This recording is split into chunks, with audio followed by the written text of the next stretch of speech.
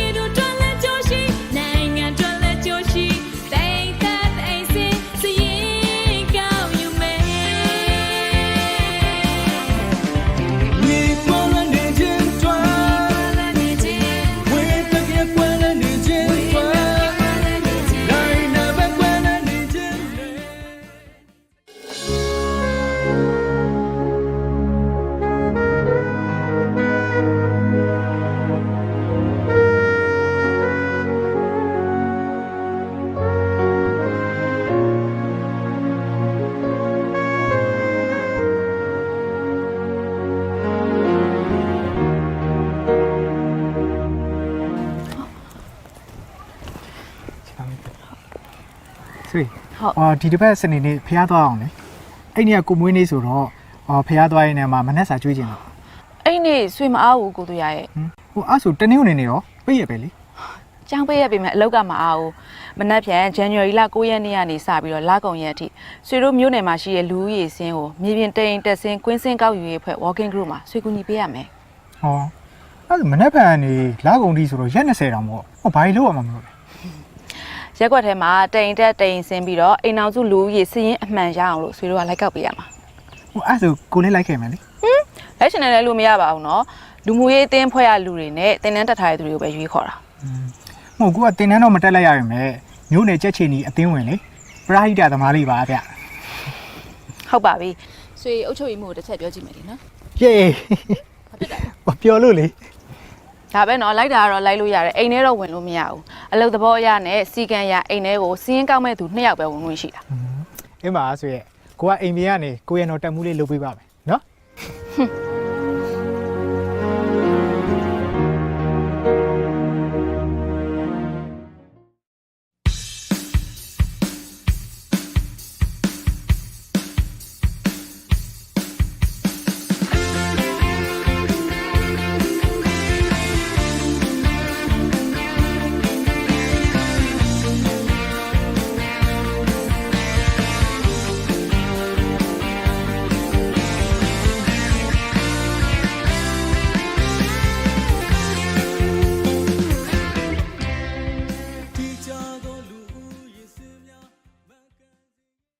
မနှက်ပြန်မှာ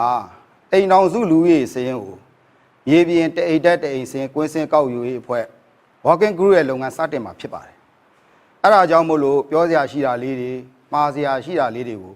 ထပ်မံအတိပေးမှာကြားခြင်းလို့အခုလိုခေါ်ယူတွေ့ဆုံခြင်းဖြစ်ပါတယ်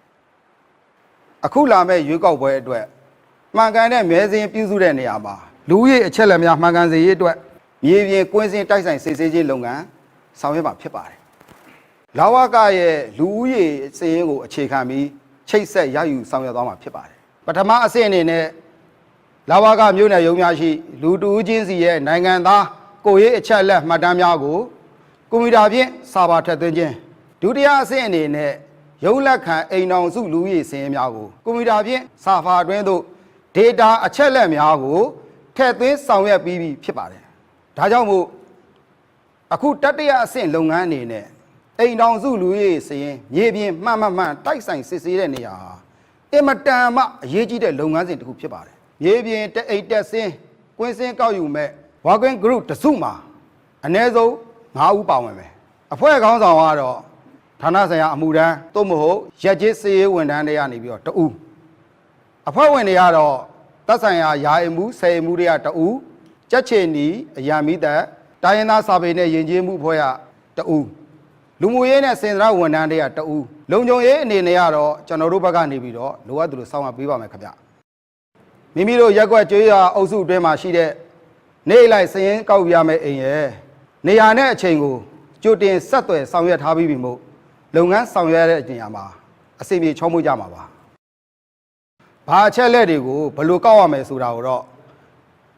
တင်တန်းပေးပြီးသားဖြစ်တဲ့အတွက်အထူးပြောစရာမလိုတော့ပါဘူးတခါတည်း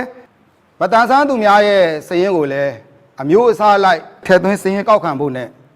အိမ်ထက်အိမ်ကြံလူထက်လူကြံမရှိရလေအောင်အထူးဂရုစိုက်ပြီးတော့စရင်ကောက်ဖို့လိုအပ်ပါတယ်လူတဦးချင်းစီရဲ့ကိုရေးအချက်လက်တွေကိုမှန်မှန်ကန်ကန်စရင်ပြုစုပြီးတော့ရေပြေလူရေးစရင်မှန်ကန်အောင်စရင်ကောက်ယူရမှာဖြစ်ပါတယ်ဂုံယူဝင်ကြွားစွာနဲ့ပြောရမယ်ဆိုရင်တော့အခုလောက်ကစစ်မှန်ပြည့်ဝတဲ့ဒီမိုကရေစီနိုင်ငံတည်ဆောက်နိုင်ဖို့အတွက်အခြေခံကျတဲ့လုပ်ငန်းပဲဖြစ်ပါတယ်ဒီလိုဆောင်ရွက်နိုင်ဖို့ကျွန်တော်တို့တိုင်းပြည်ရဲ့လက်တလောအခြေခံလိုအပ်ချက်ဖြစ်တဲ့လူရေးစရင်မှန်ကန်မှသာမဲစင်းမှန်ကန်မှာဖြစ်တယ်ခုနကကျွန်တော်ပြောသလိုစစ်မှန်ပြည့်ဝတဲ့ဒီမိုကရေစီနိုင်ငံကိုတည်ဆောက်နိုင်မှာဖြစ်တယ်ဒါကြောင့်အခုမြေပြင်စရင်ကောက်ယူကြမဲ့သူများဟာလူရေးစရင်အမှန်ရရှိဖို့အတွက်အမျိုးသားရေးတာဝန်များကိုကြေပြင်းစွာထမ်းဆောင်တဲ့သူများဖြစ်ကြောင်းပြောကြရင်ညီကုန်းချုပ်ပါတယ်ခင်ဗျာ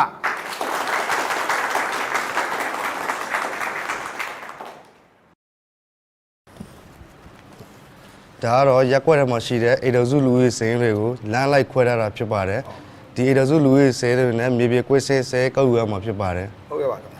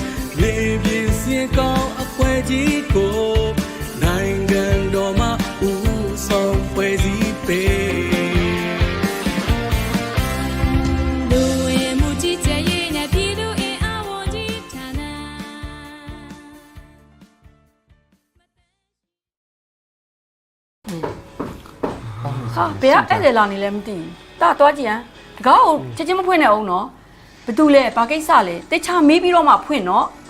ဟုတ်ကဲ့ကျွန်တော်တွားကြည့်လိုက်မယ်နော်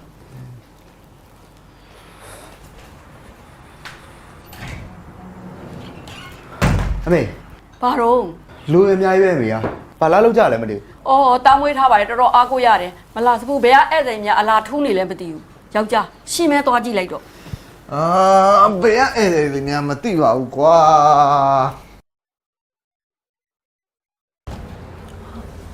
ဆရာမလေးတို့ပါလားအော်လာကြအားလုံးလာကြပါခင်ဗျာ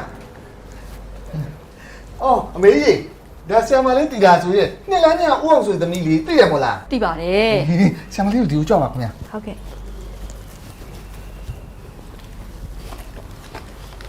ဆရာမလေးတို့လာပုံထောက်ရင်ရွာရေးဖြစ်လိမ့်မယ်။အလူခံမို့လား အဲ့လိုခံမလို့မဟုတ်ပါဘူးရှင်လူကြီးစင်းလေးလာကောက်တာပါဒါကတော့ကျမနဲ့အတူတူစီးရင်ကောက်မဲ့ရက်ွက်စီကိုစိုးအောင်ပါရှင် ။ဟုတ်ကဲ့ပါရှင်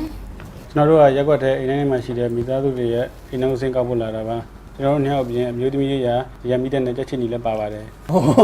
ဒါကြောင့်လူကြီးအများကြီးဖြစ်နေတာဟုတ်အားလုံးဝင်လာကြလေအပြင်မှာမိုးတို့မက်တက်နဲ့ နေပါသေးဗျာလုပ်ငန်းသဘောရကျွန်တော်နဲ့ဆက်မိုက်နှစ်ယောက်ပဲမေးမြန်းပါမယ် ။ဟုတ်ကဲ့မေးပါရှင်။ဒါနဲ့ကျမတို့ရဲ့အိမ်တော်စုစရင်ကရက်ွက်အုပ်ချုပ်ရေးမှုရုံးမှာရှိတယ်မဟုတ်လား အဲ့ဒါဟုတ်ပါတယ်ကျွန်တော်ရုံးမှာလည်းရှိပါတယ်မြို့နယ်လောက်ကရုံးမှာလည်းရှိပါတယ်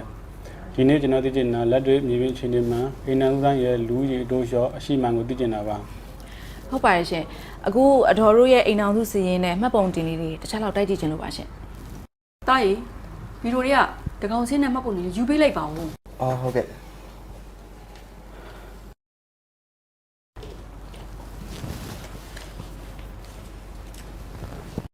တော်တော်မိသားစုဝင်ဘယ်နှယောက်ရှိပါလဲခင်ဗျာ ။9ယောက်ရှိတာလေဒိုးလင်မယားရဲ့တား2ယောက်ကသမီး1ယောက်က အော်စုစုပေါင်းအဲ့ဒါဆိုလို့ရှိရင်မိသားစုဝင်က9ယောက်ပေါ့နော် ဟုတ်တယ် အဲ့ဆိုတားရော အော်တာအကြီးမိသားစုကအော်စီမာလေးတာကအထူးကူဆရာဝန်ကြီးအဲ ဟိုမှာဩစတြေးလျမှာအခြေချတာ9နှစ်တောင်ရှိသွားပြီ तू ကပဲတို့ကိုလာပါတဲ့တကြီးခေါ်နေတာအေးတို့ကြပြန်တော့လေဒီမှာစီးပွားရေးလုပ်ငန်းနေနဲ့လေနောက်ဆန်တင်းနေရတယ် ဟုတ်ပါပြီအဲ့ဒါဆိုလို့ရှိရင်ပြပထွက်ခွာဩစတြေးလျကိုကျွန်မမှတ်ချက်မှာရေးလိုက်မယ်နော် အော်ရရေးလိုက်ပါ သမီးလက်ကလည်းမိုးကုတ်မှာလေကြောက်တွင်းတထိနဲ့ရပြီးကြီးပွားနေတာဆရာမတို့မိုးကုတ်ရောက်ရင်ဝင်လေဆန်းမှာဥစုအောင်ဒေါ်မုံမုံမြင့်ဆိုလို့ရှိရင်လေခွေရောကလေးရောအကုန်လုံးတည်တယ် ဟုတ်ကဲ့ပါဒါဆိုရင်သွားတာဘယ်လောက်ကြာပြီလဲရှင် တစ်နှစ်လောက်ရှိပြီ ဟုတ်အဲ့ဒါဆိုရင်ကျွန်မမှတ်ချက်မှာပြောင်းထွက်လို့ရေးလိုက်မယ်နော် အဖေနဲ့အမေကလည်းဗျာဆရာမရဲ့အလုပ်ပြောင်းဘာလျှောက်ပြောနေကြတယ် ရပါတယ်အခုလိုပြောပြပေးလို့ကျွန်မအချက်လက်မှန်နေသိရတာပါအခုအတော်ပြောပုံရဆိုလို့ရှိရင်ဒီအိမ်မှာမိသားစုဝင်စုစုပေါင်း9ဦးရှိတယ်လက်ရှိနေထိုင်တာတော့3ဦးပေါ့နော် ဟုတ်ကဲ့ ဒါဆိုလို့ရှိရင်ဒါအတော်နဲ့ကျွန်မစီးရင်လေးတစ်ချက်လောက်တိုက်စလိုက်မယ်နော်ဒီမှတ်ပုံတင်ထဲမှာကဦးလှမောင်ဦးကိုဒီမှာဦးလှမောင်ဖြစ်နေတယ်အဲ့တော့ဦးလှမောင်ဖြစ်ပြီးတော့ဦးလှမောင်ကိုကျွန်မပြင်လိုက်မယ်နော်ပြီးတော့ဒေါ်မမဝင်းမှာလည်းဒေါ်မမလို့ဖြစ်နေတယ်အဲ့တော့ဒေါ်မမဝင်းလို့ဒေါ်မမဆိုတဲ့ဟာကိုဖြတ်ပြီးပြင်လိုက်မယ်နော် ဟုတ်ကဲ့ နောက်ပြီးတော့မွေးသက်ဂရစ်ကလည်း73ရက်ကိုဒီမှာ3ရက်လို့ဖြစ်နေတယ်အဲ့တော့3ဝင်ဖြတ်ပြီးတော့73ပြင်လိုက်မယ်နော်နောက်ပြီးတော့အိမ်နာဦးစီးအဖေဖြစ်သူရဲ့နာမည်ကလည်းဒီမှာမှားရေးထားပြီဆိုတော့သားသမီးတွေရဲ့အဖေနေရာမှာလည်းကျွန်မဦးလှမောင်ဖြစ်အောင်အားလုံးဖြတ်ပြီးပြင်ရေးလိုက်မယ်နော် ။အဲ့ပြင်လိုက်ပါ အမေနေရာမှာလည်းထပ်တူပါပဲဒေါ်မမဝင်းနေရာမှာဒေါ်မမတွေကိုဖြတ်ပြီးတော့ဒေါ်မမဝင်းတို့အကုန်ပြင်လိုက်ပါမယ်နော်โอเคရပါပြီအဲ့ဒါဆိုလို့ရှိရင်ဦးဖြစ်ဖြစ်အတော်ဖြစ်ဖြစ်လေဒီပုံစံလေးထဲမှာကျမကိုလက်မှတ်လေးတစ်ချက်လောက်ထိုးပေးပါလားပြီးသွားလို့ရှိရင်ဖုန်းနံပါတ်လေးလည်းရေးပေးပါနော် ။အော်ရပါလေ ကျ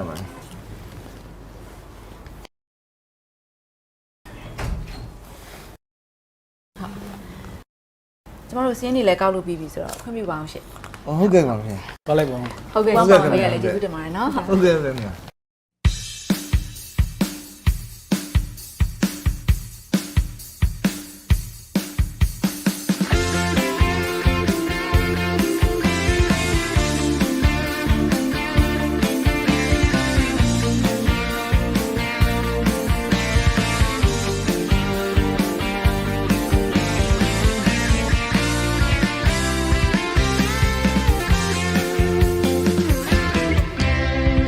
တီချာသောလူဦးရေစင်များမကန်စေရဲ့တို့ရတို့ရွာတို့နိုင်ငံနဲ့တို့ပြည်သူများအနာဂတ်ကြီးအတွက်ခေတ်မီဖွံ့ဖြိုး ။အော်ဆီယမကိုကြွပါရှင်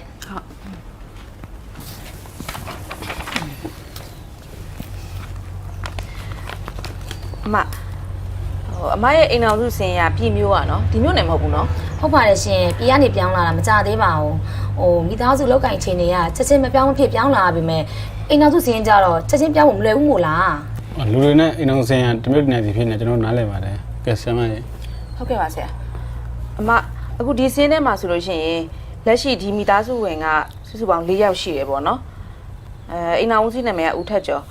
ဟုတ်အလုပ်သွားနေရလား ။အမျိုးသားကကားမလို့သုံးသွားပါပြီရှင်။သူတည်သွားပြီးမှကျမတို့မိသားစု3ယောက်ဒီကိုပြောင်းလာကြတာပါ။ ဒါဆိုလို့ရှိရင်တေဆုံးအမည်စင်းကိုလာဝကရုံမှာစင်းမသွင်းရသေးဘူးလားရှင်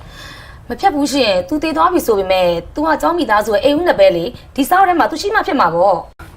ဟုတ်တော့ဟုတ်ပါတယ်မဒါပေမဲ့လေအမရဲ့အိမ်အောင်စုစင်းမှာလူကြီးမှန်ကန်မှုရှိဖို့အတွက်တော့ဆောင်ရွက်ဖို့လိုပါတယ်ရှင်အမနာမည်ကဒေါ်ရင်မျိုးနော်ရကောင်းနဲ့ရင်လာလားရပလက်နဲ့ရင်လာလားရှင် မသိပါဘူးဒီလိုပဲခေါ်ကြတာပဲအမေပြောခဲ့တာတော့ရင်ကြည်ကြည်ဆိုတဲ့အထိပဲပါပဲ ဟုတ်ကဲ့မစရင်အရာသားနဲ့သမီးကအတူနေထိုင်ပေါ့နော်မှတ်ပုံတင်လေးတွေတစ်ချက်လောက်ပြပေးလို့ရလားရှင် ဟုတ်ကဲ့ဒီမှာပါရှင်မနေ့ကတည်းကအုတ်ချုပ်ရည်မှုရုံးကကြိုပြောထားလို့အစင်းနဲ့လုပ်ထားပါတယ်ရှင်သမီးကတော့အလုပ်သွားနေတယ်သားကတော့အိတ်ခင်းထဲမှာပါ အိတ်နေရလား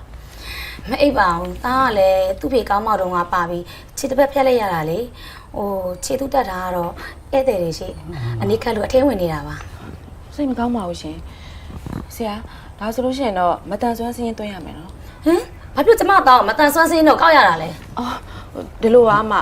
ကျမတို့နိုင်ငံတော်အနေနဲ့မတန်ဆွမ်းဖြစ်ကြတဲ့ကိုခန္ဓာအမြင်အကြာညဲရင်စိတ်ပိုင်းဆိုင်ရာမတန်ဆွမ်းတဲ့သူတွေကိုစင်းရင်အတိအကျပြုစုပေးရပါတယ်ရှင်အဲ့ဒါမှလည်းလိုအပ်တဲ့ကုညီထောက်ပံ့မှုတွေကုညီပံ့ပိုးမှုတွေကိုပံ့ပိုးပေးနိုင်မှာဖြစ်ပါတယ် ဒီဆိုတာဟုတ်ကျမနားလဲပါ ဆ ဆရာမရေမမတော်မှတော့ကောက်ရဆင်းပုံလား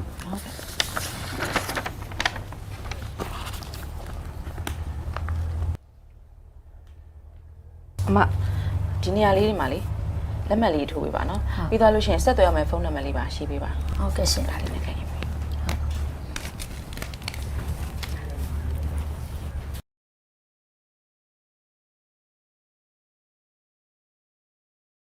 ဆရာမရေမှတ်ချက်နေမှာအရင်အိမ်အောင်စုဆင်းအောင်ကနေလိုက်ဆိုပြန်ထည့်ရမှာ ဟုတ်ကဲ့ပါဆရာ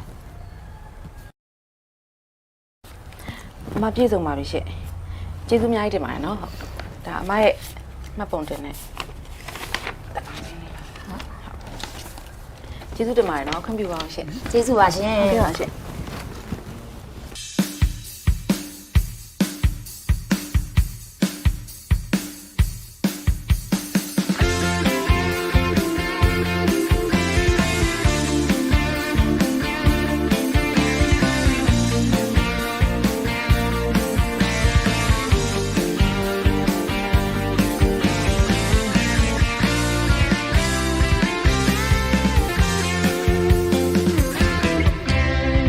တီချာသောလူဦးရေစင်များမကန်စေရဲ့တို့ရတို့ရွာတို့နိုင်ငံနဲ့တို့ပြည်သူများအနာဂတ်ကြီးတွင်ခေတ်မီပွန်ပြောတို့တက်စေရဲ့တွင်လေပြင်းစင်ကောင်းအခွဲကြီးကိုနိုင်ငံတော်မှာဦးဆောင်ဖွဲ့စည်းပေး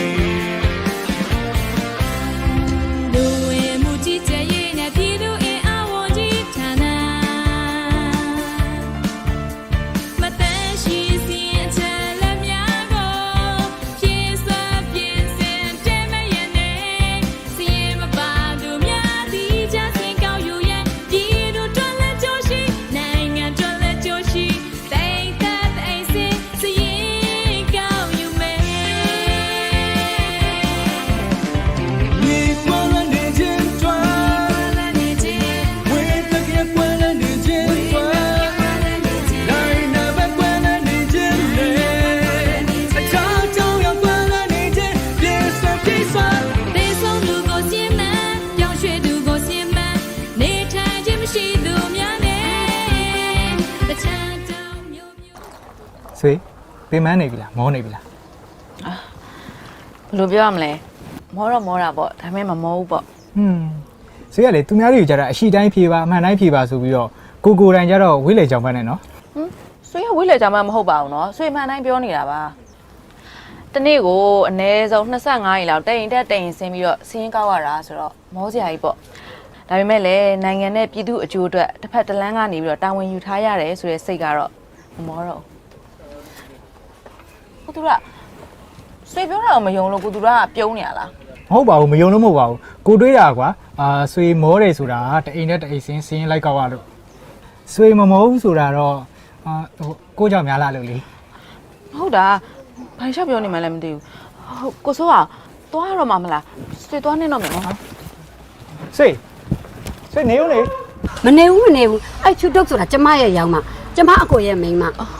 ဒါပေမဲ့ကျမအကိုကအလုတ်လုံးမဲ့ဆိုပြီးထွက်သွားတာတနစ်ကြော်ကြာသွားပြီသူပြန်မလာတော့သူလည်းနောက်လင်ယူပြီးတော့အိမ်ကထွက်သွားတာဆုံးကကျမအပြောမှားသွားလို့အိမ်မနေတာ8ယောက်မဟုတ်အခုလောလောဆယ်နေ9ယောက် ဟုတ်ကဲ့ပါသိပါပြီဒီရဲသူ9ယောက်ပေါ့နော်ဒီနောက်စင်းမရှိဘူးဆိုမှကျွန်တော်တို့ကလူကြီးစင်ကောက်သွားမှာပါဒါကြောင့်မလို့အမကြီးမှနေထိုင်သူတွေရဲ့မှတ်ဖို့နေကြလေးတစ်ချက်လောက်ပြောပြပါခင်ဗျာ ဒီမှာဈေးရောက်မကောင်းပါတော့မှရှင်တို့ကလည်းတမကျုပ်ယောက်ျားနဲ့ကျုပ်မပုံနေမယ်ရှက်ကျန်တဲ့ပြည်တွေတော့မရှိဘူး မဒီမှာကြံတဲ့သူတွေကရောဘယ်ရွယ်ကြီးလဲရှင် အကြီးဆုံးကောင်က18နှစ်ဟိုအလမက73နှစ်သူရအောက်မှာက6နှစ်တယောက်9နှစ်တယောက်အောက်ပြောက်မှာ4နှစ် ဟုတ်ကဲ့ဟိုအမအရင်နေထိုင်တဲ့လိပ်စာလေးတွေတစ်ချက်လောက်ပြောပြပါလား အင်းစိန်တမိုင်းမျိုးတည်စီ အင်းစိန်တမိုင်းမျိုးတစ်စီ ဒါနဲ့နေပါဦးစုံစိနေအောင်ကောက်တာပြီးလို့ရှိရင်ကျုပ်ကတကောင်သတင်းလုပ်ပေးမှာလား ကျွန်တော်တို့ကတော့ရက်ကွက်ထဲအိမ်တိုင်းမှာရှိတဲ့မိသားစုတွေရဲ့လူကြီးစင်အမှန်ကိုကောက်ယူလာတာပါအိမ်အောင်စုလူကြီးစင်ရတော့မြို့နယ်လောက်ကရုံကိုတော့ရောက်ဆောင်ရမှာပါ အမလေးရုံခဏသွားတာစိတ်မရှိပါဘူးအချိန်လည်းမရှိဘူးကျွန်တော်ပြောကျွတ်တော့လေဒီနေ့လောက်ဒီနေ့စားလေဆိုတော့နေပါစေတော့အင်ကြောင့်စစ်စင်ရင်မရှိလေဒီတိုင်းနေလို့ရတာပဲမဟုတ်ဘူးလားလို့ အဲ့လိုတော့လည်းပဲဟုတ်ပါမယ်အမရေအမသားသမီးတွေအိမ်အောင်စုစင်းရှိမှမှတ်ပုံတင်ကတ်တို့ဖုန်းစင်းကတ်တို့နောက်ပြီးတော့ငွေစုပန်ကတ်တို့ဟိုနိုင်ငံခြားသွားမယ်ဆို passport တို့ရင်မောင်းလိုင်စင်တို့လုပ်တဲ့အခါမှာဆင်ပြေမှာပေါ့ဟုတ်တယ်မလားနောက်ပြီးတော့ဟိုနားဒီနားသွားတယ်ဆိုရင်တော့မှတ်ပုံတွေကလိုနေရပဲလေ အဲ့လိုဆိုတော့လည်းမောင်လေးပြောတာလည်းဟုတ်တာပဲအင်္ဂါသားအကြီးကောင်တော့မှနိုင်ငံခြားသွားပြီးအလုပ်လုပ်မယ်လို့ပြောနေအဲ့ဆိုအိမ်တော်စုစင်ရှိမှဖြစ်မှာပေါ့နော်ဒါဆိုမှလည်းအိမ်တော်စုစင်သွားတော့လိုက်မယ်လေ ဟုတ်ကဲ့ပါအမအဲ့ဆိုလို့ရှိရင်ဒီပုံစံထဲမှာကျမတို့လိုအပ်တဲ့အချက်လေးဖြည့်အောင်နော်အမအမျိုးသားနာမည်က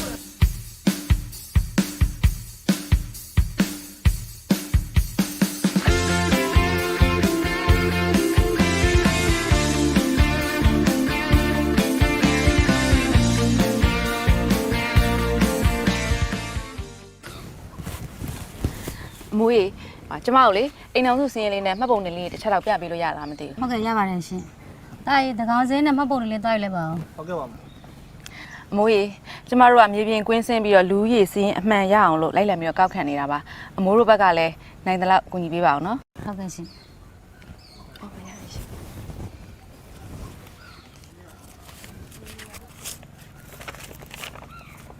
မိုးရေလူမျိုးနေရာမှာကရင်လို့ကျမရေးလိုက်မယ်နော် ဒါပေါ့ရေကရင်ပဲပေါ့ဒီသားစုအလုံးကလည်းကရင်လူမျိုးပဲ ကဲအမိုးလက်မှတ်လေးတစ်ချက်လောက်ထိုးပေးပါပြီးသွားလို့ရှိရင်ဆက်သွယ်ရမယ့်ဖုန်းနံပါတ်လေးနဲ့ကျမကိုရေးပေးနော် ဟုတ်ရှင် ကဲပြီးဆုံးပါပြီကျေးဇူးတင်ပါတယ်အမိုးဒီမှာအမိုးရဲ့အိမ်အောင်စုစင်းရင်နဲ့မှတ်ပုံတင်လေးတွေပါ ဟုတ်ကဲ့ရှင် ကျေးဇူးလည်းအများကြီးတင်ပါတယ် ဟုတ်ကဲ့ရှင်ကျေးဇူးတင်ပါတယ် ပြည့်ပါအောင်ရှင့် ဟုတ်ကဲ့ရှင် ပြပြပါဗျ ဟုတ်ကဲ့ရှင်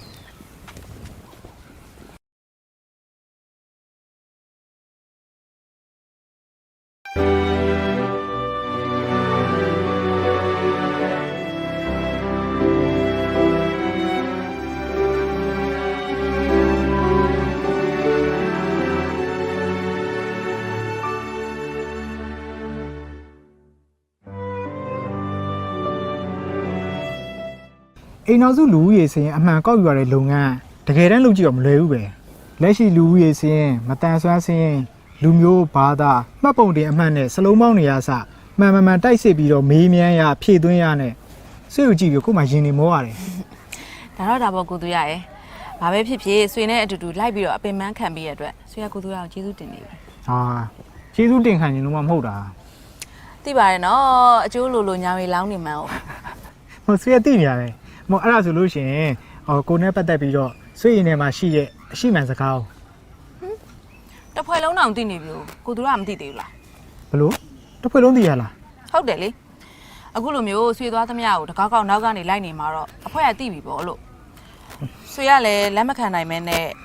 အခုလိုအထင်မြင်ခံပြီးတော့ရှောက်ခေါ်သွားပါမလားလို့ တကယ်ဟိုအဲ့ဒါတကယ်ပေါ့နော်အဲ့ဒါဆိုလေဆွေနှုတ်ဖျားကနေအရှိမှန်စကားကိုအတိအကျလေးကြားကျင်ပါတယ် ပိုကိုပိုတယ်တေဆုံးထောင်ကျသာသနာပေါင်ဝင်ပြောင်းထွက်မရှိမြစ်တာမွေးတို့နှလုံးသားလေးပြောင်းဝင်ပါတယ်ရှင် ယေကဲနှလုံးသားလေးပြောင်းဝင်ပြီမထက်မကြံစင်းရင်အမှန်ရပြီမို့ကိုယ့်ရဲ့မေတ္တာတွေနဲ့လုံခြုံအောင်ဆောင်ရွက်သွားပါမယ်